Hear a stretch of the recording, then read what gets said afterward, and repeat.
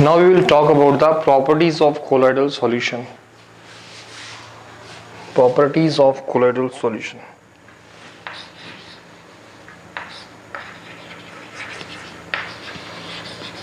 Properties of colloidal solution or property of colloids.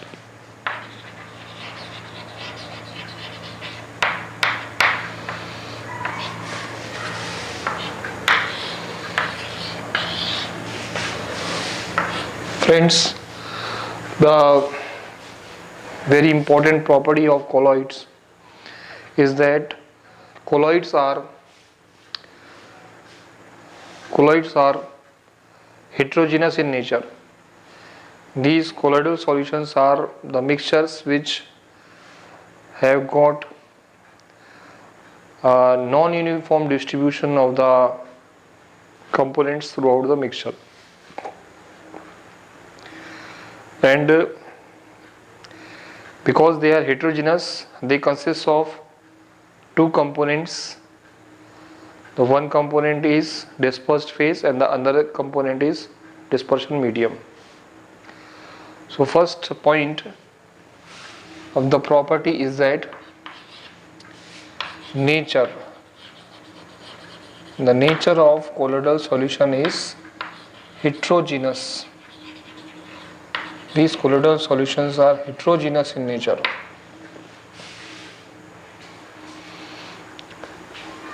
And the next point is size.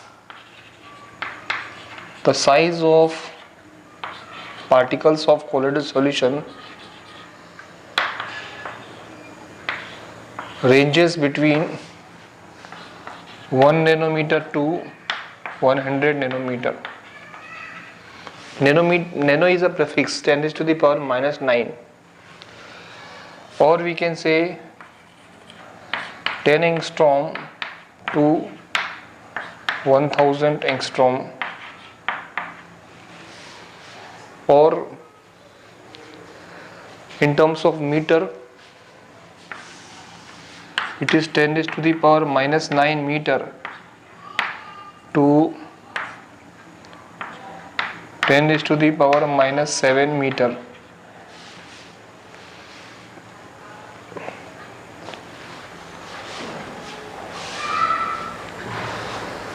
Another property is the appearance. इनका appearance कैसा होता है colloidal solution का?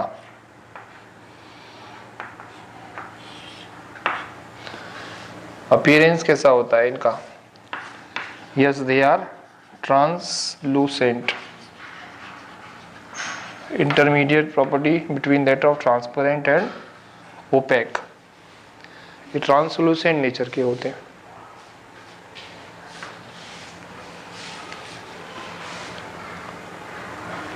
And another property is filtration property. Filtration. इनको हम filter कर सकते हैं. ऑर्डिनरी फिल्टर से तो हम नहीं कर सकते.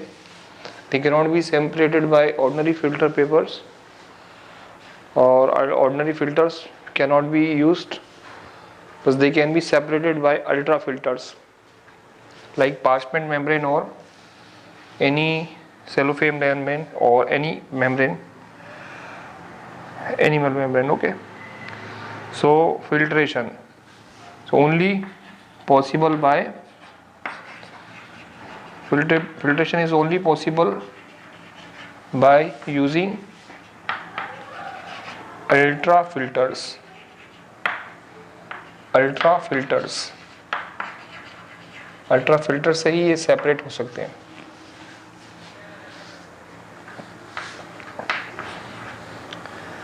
And the next point is colligative property. Colligative properties.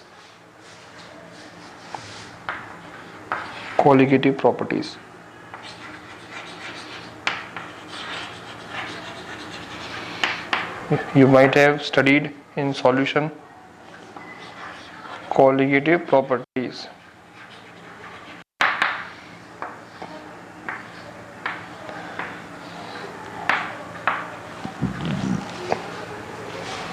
चार तरह की कोलिगेटिव प्रॉपर्टीज होती हैं: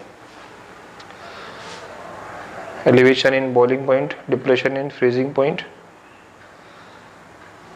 lowering of vapor pressure, yes, relative lowering of vapor pressure, and osmotic pressure. So these colligative properties are the properties which depend upon the number of particles, number of moles of the solutes in a given solution. किसी solution में number of moles solute के कितने present हैं उस पर depend करने वाली property को हम बोलते हैं कॉलिगेटिव प्रॉपर्टीज।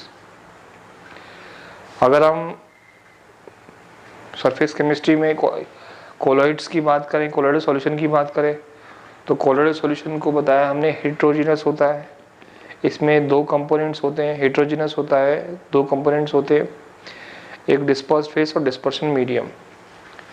तो जो डिस्पर्स्ड फेस जो होता है वो ट्रू सॉल्यूशन की में जो सॉल्यूट्स होते हैं उन्हीं की तरह होता है। जनरली जो लार्ज अमाउंट में प्रेजेंट होते हैं कंपोनेंट किसी सॉल्यूशन में, उनको हम बोलते हैं सॉल्वेंट। इसे सॉल्वेंट की हम बात करें, सॉल्वेंट बने होते हैं दो कंपोनेंट से बनते हैं, सॉल्यूट और सॉल्वेंट। बिल्कुल ठीक इसी तरह से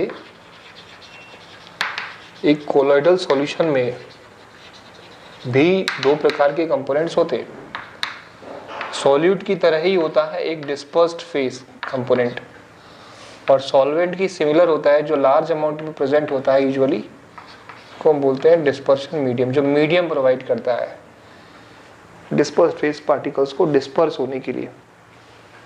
इसको हम बोलते हैं dispersed phase.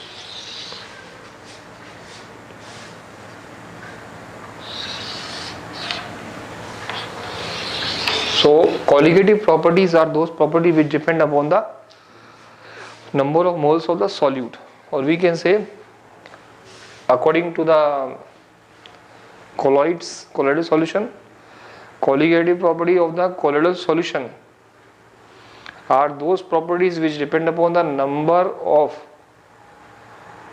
moles of the dispersed phase particle. जैसे colligative property क्या होती है, सॉल्यूशन लिखना चाहिए, I should write solution here, solution. तो जैसे सॉल्यूशन में सॉल्यूट्स के नंबर पर डिपेंड करते हैं, number of moles of solute पर कॉलिगेटिव प्रॉपर्टी डिपेंड करती है किसी सॉल्यूशन की। इसी तरह से किसी कॉलिगेटिव प्रॉपर्टी की जो द सेम वे किसी कोलोइडल सॉल्यूशन की कॉलिगेटिव प्रॉपर्टी डिपेंड करती है number of moles of the DP particles. कितने डीपी पार्टिकल्स हैं उसके आधार पे उसकी कॉलिगेटिव प्रॉपर्टी डिपेंड करेगी। जितने ज़्यादा डीपी पार्टिकल्स होंगे, number of moles of DP particle होंगे, उसकी कॉलिगेटिव प्रॉपर्टी भी ज़्यादा होगी। और कॉलिगेटिव प्रॉपर्टीज का यूज क्या होता है? यस, कॉलिगेटिव प्रॉपर्टीज का हम जो सिग्निफिकेंट यूज होता है वो ये होता है कि कॉलिगेटिव प्रॉपर्टीज हमको मोलर मास, सॉल्यूट के मोलर मास को पता करने में हेल्पफुल होती है।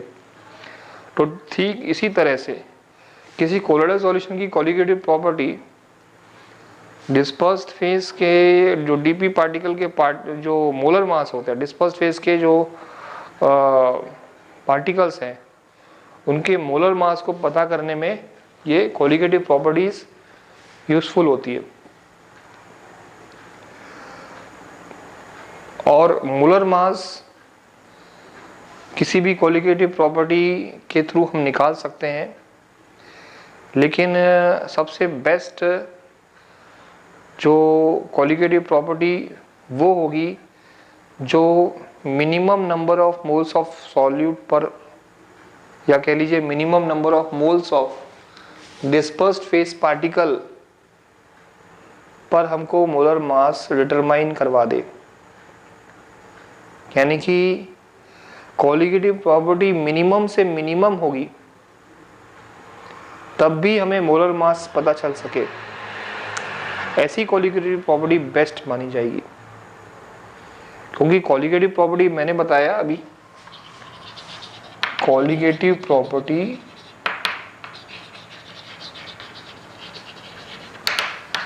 Depends upon the number of moles of dispersed phase particle. फिर बताया मैंने कि जितनी ज्यादा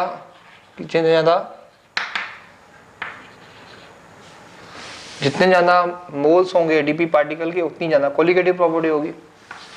तो मैं लिखूंगा colligative properties is directly proportional to the number of moles of DP particle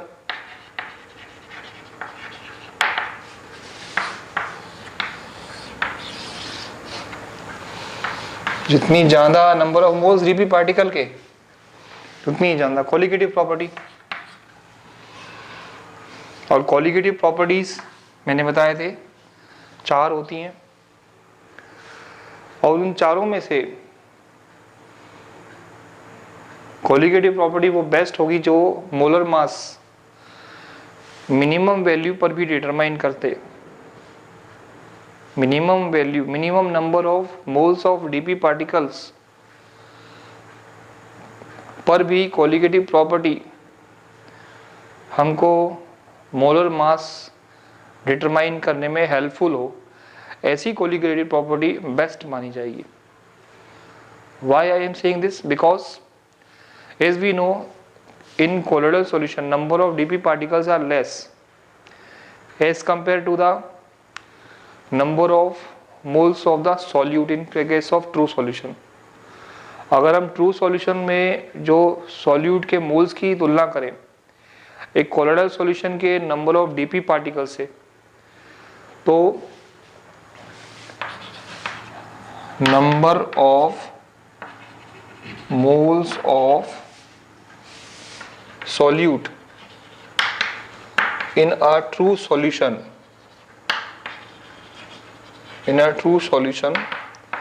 are much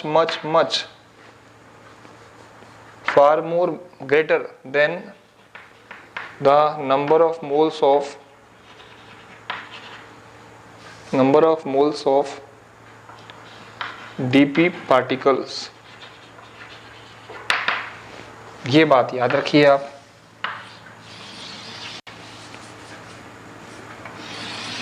DP particles के मोल्स की संख्या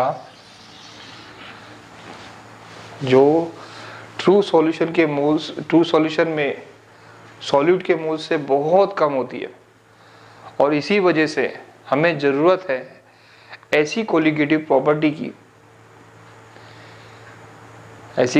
प्रॉपर्टी जो minimum number of moles of DP particle में भी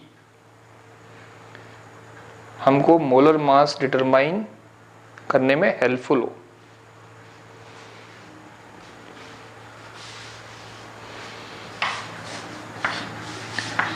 the colligative property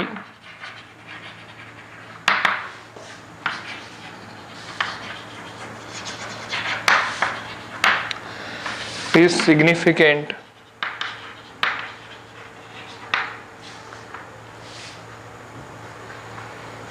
to determine the molar mass of a colloidal solution। ठीक है ना, colloidal solution के to determine the molar mass of dp particle of a colloidal solution। dp particle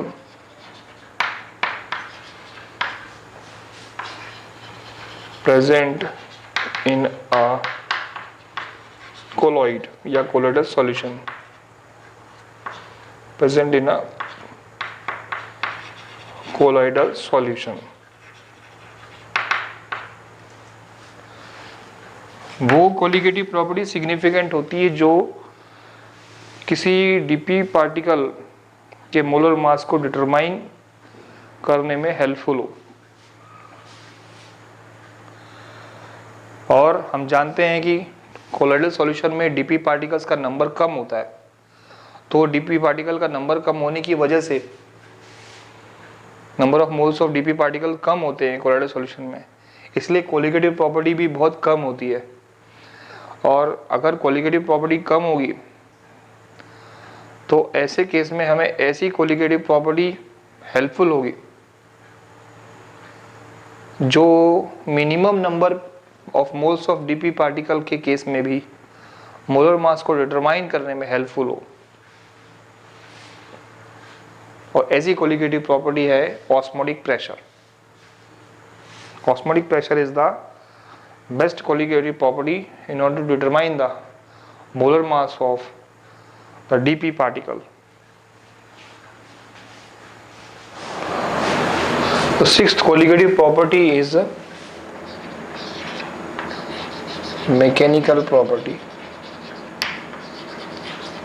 Mechanical property also called as Brownian movement. Brownian movement.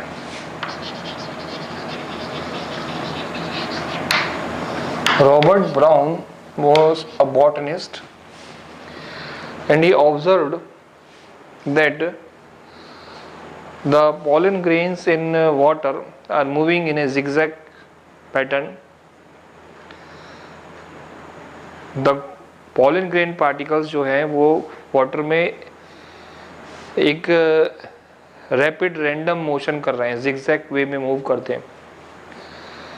ये ऐसे rapid zigzag movement को सबसे पहले Robert brown, एक बॉटनिस्ट, इन्होंने observe किया और इसी प्रकार का movement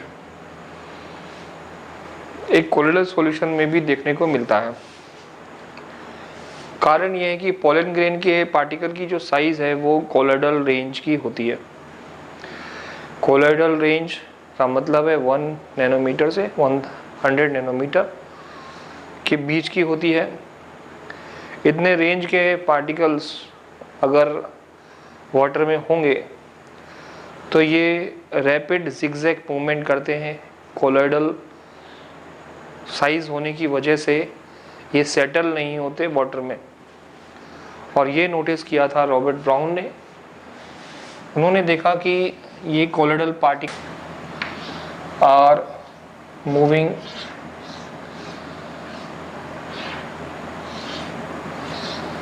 in a rapid zigzag movement, random motion.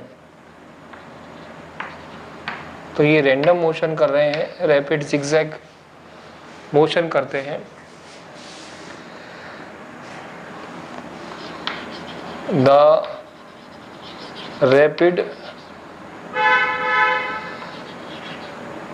Rapid random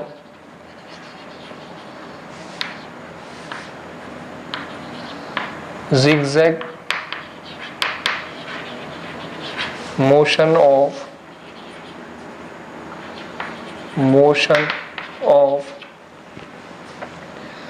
dp particles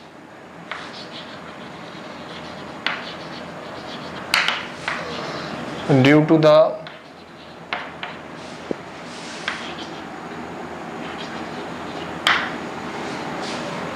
Can you tell me why these particles are having this kind of zigzag random rapid motion? Particles अपने आप से किसी सॉल्यूशन में कैसे मूव करते हैं? उनको energy हमने एक्सटर्नली तो प्रोवाइड नहीं की और उनके पास में इंटरनल कुछ ऐसी एनर्जी है भी नहीं जिसकी वजह से वो रैपिडली बिना रुके कांस्टेंट कंटिन्यूसली मूव करते हैं, जिगजैग मोशन करते हैं। ऐसा कारण क्या होता है? किस कारण से वो रैंडम मोशन कर रहे होते हैं पार्टिकल? पोलन ग्रेन के पार्टिकल्स वाटर में zigzag motion क्यों करते हैं particles?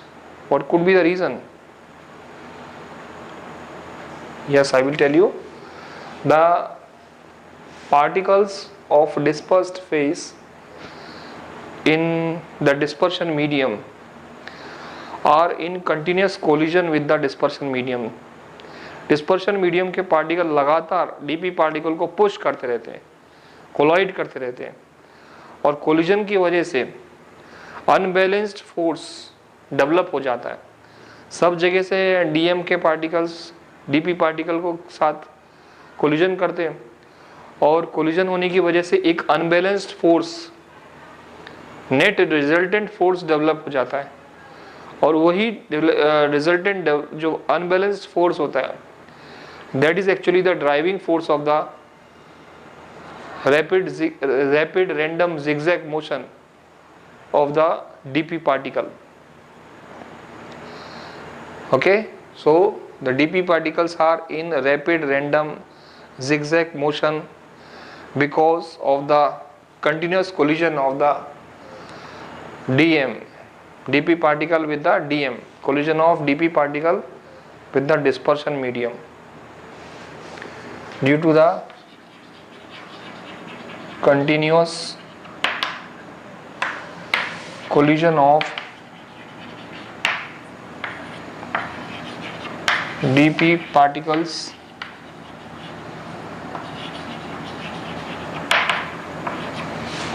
with the dispersion medium,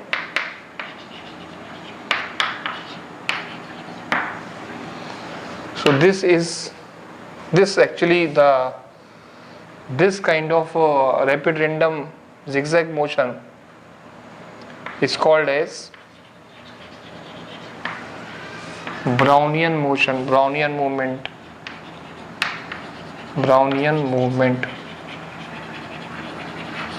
This is called as Brownian movement. तो Brownian movement जो किसी कोरिलेटेड सॉल्यूशन में होता है, वो किसी कोरिलेटेड सॉल्यूशन को स्टेबलाइज करने के लिए होता है, उसको डिस्टेबलाइज नहीं करता बल्कि स्टेबलाइज करने के लिए होता है। रीज़न ये है कि जैसे हमने लायोफोबिक सॉल के बारे में बात की कि लायोफोबिक सॉल स्टेबलाइज क्यों हो पाते हैं, क्योंकि उनमें एक चार्ज होता है, कोई भी पॉजिटिव चार्ज या नेगेटिव चार्ज। डीपी पार्टिकल के पास पॉजिटिव चार्ज होता है या नेगेटिव चार्ज होता है, और ये डीपी पार्टिकल आपस में रिपेल करके रहते हैं, और रिपेल करने की वजह से ये अपने आप को स्टेबलाइज करके एक कोरिलेटेड सॉल्यूशन में सिस्टम को स्टेबल करते हैं। लेकिन अगर हम लायोफिलिक सॉल्ट की बात करें जिसमें वाटर होता है, तो जो डीपी पार्टिकल हैं वो डीपी पार्टिकल अपने आप को स्टेबलाइज करने के लिए उनके पास तो कोई चार्ज नहीं होता, लेकिन वो अपने आप को स्टेबलाइज करने के लिए ये जिगजैग मूवमेंट करते हैं। जिगजैग मूवमेंट से वो कोरिलेटेड सॉल्यूशन स्टेबल हो जाता है।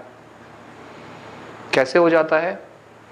क्योंकि जो पार्टिकल्स हैं डीपी पार्टिकल्स वो डीएम डिस्पर्शन मीडियम के साथ कंटिन्यूस कोलिजन में होते हैं, और कोलिजन होने की वजह से एक रिजल्टेंट अनबैलेंस्ड फोर्स डेवलप हो जाता है, जिससे कि वो मूवमेंट करते हैं। अगर वो मूवमेंट ना करें तो पार्टिकल्स इकट्ठे हो जाएंगे, नज़दीक नज़दीक आ जाएंगे, कोएगुलेट हो जाएंगे। So that's why the particles attains stability because of this Brownian movement. तो ब्राउनियन मूवमेंट हमको स्टेबिलिटी के बारे में, एक स्टेबिलिटी कि कोरिलेटेड सॉल्यूशन स्टेबल कैसे होते हैं, इसके बारे में एक सिग्निफिकेंट हमको हिंट देती है कि कोरिलेटेड सॉल्यूशन में स्टेबिलिटी होने का कारण ये है क्योंकि उसमें ब्राउनियन मूवमेंट होता है। अगर ब्राउनियन मूवमेंट नहीं होगा तो एक कोरिलेटेड सॉल्यूशन, ऑफ कोर्स मैं लायोफिलिक सॉल्ट की बात कर रहा हूँ, तो एक कोरिलेटेड सॉल्यूशन स्टेबलाइज नहीं हो सकता, स्टेबल होकर नहीं रह पाएगा। अनस्टेबल हो जाएगा due to the continuous collision of dp particles with the dm is called as Brownian movement. Next property is the electrical property. Electrical property. Next is the electrical property of the colloidal solution. Colloids की electrical property एक ऐसी property होती है जो ये बताती है कि कोलोइडल पार्टिकल्स में चार्ज होता है. This electrical property is actually electrophoresis. Electrophoresis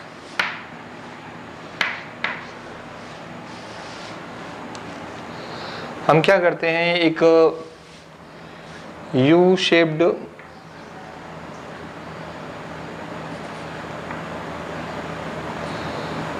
shaped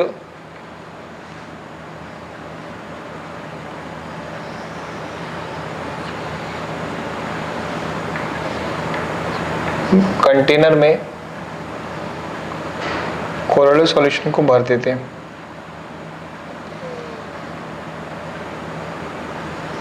इस यू शेप्ड कंटेनर में मैंने कोलोइडल सॉल्यूशन भर दिया और इसके दो आर्म्स हैं. उस आर्म्स पर मैंने इलेक्ट्रोड्स मैंने लगा दिए. Electrolyte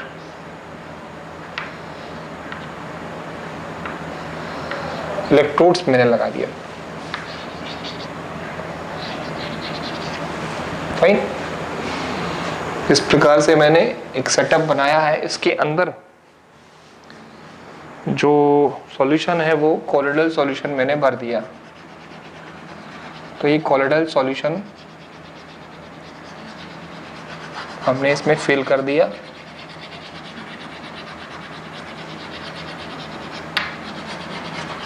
fine. This is colloidal solution.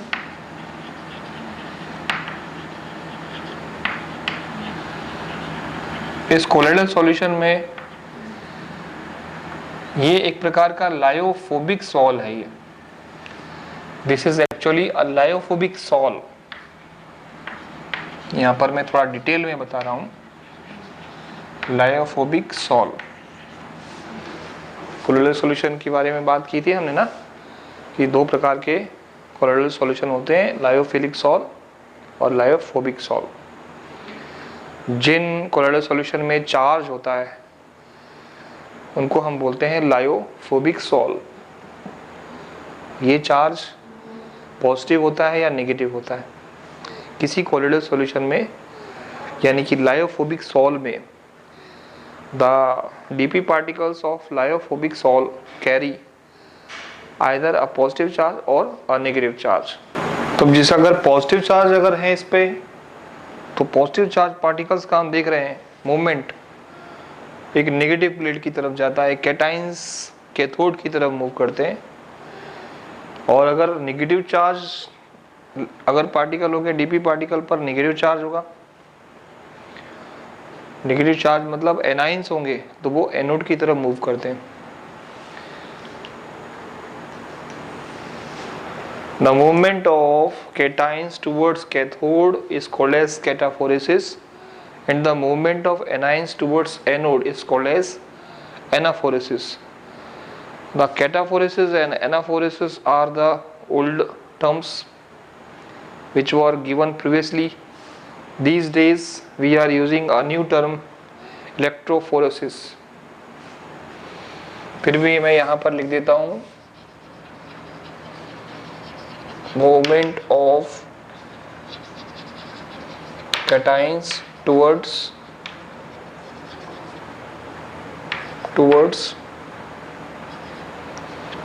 cathode is called as cataphoresis. Positive charge जो पार्टिकल्स होते हैं कैथाइंस वो कैथोड की तरफ मूव करते हैं, and the movement of anions towards the anode towards anode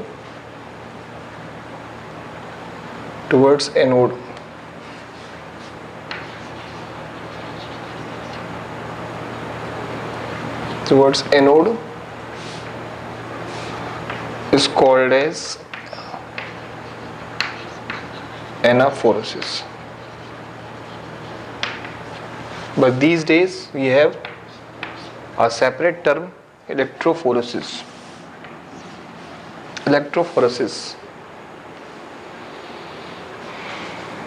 The next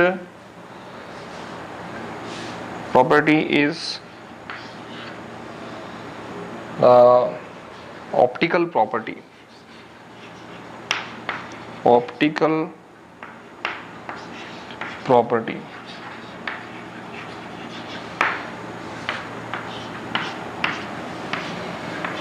Optical property is Tyndall effect. Tyndall effect.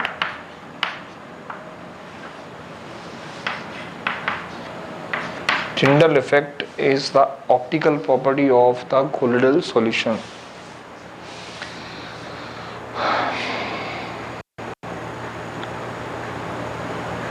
मैं इसको ब्रीफ में एकदम एक लाइन में टिंडल इफेक्ट के बारे में बताऊंगा.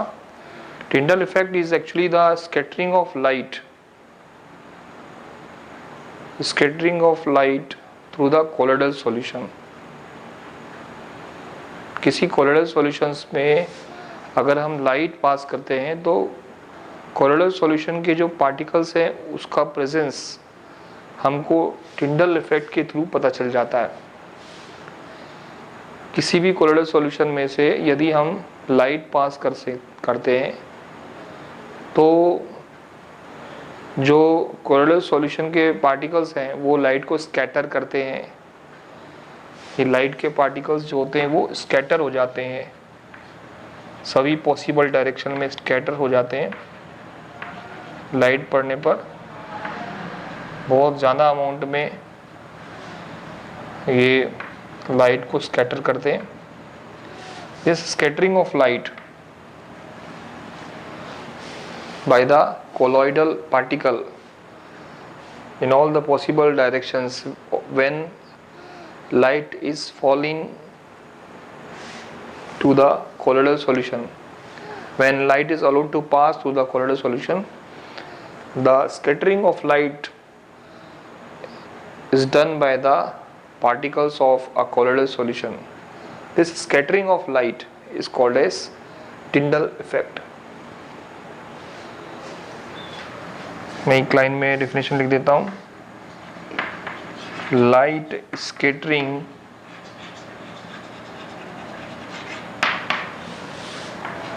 Property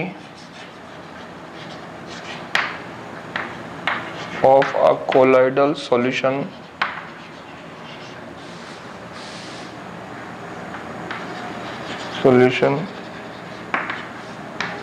is called as Tyndall effect.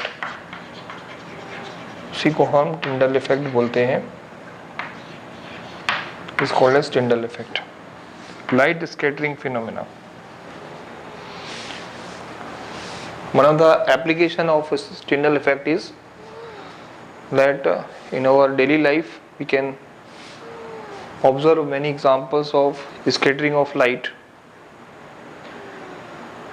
जैसे कि the blue color of the sky appears blue because of the scattering of light. Yes. So these are the properties of the colloidal solution.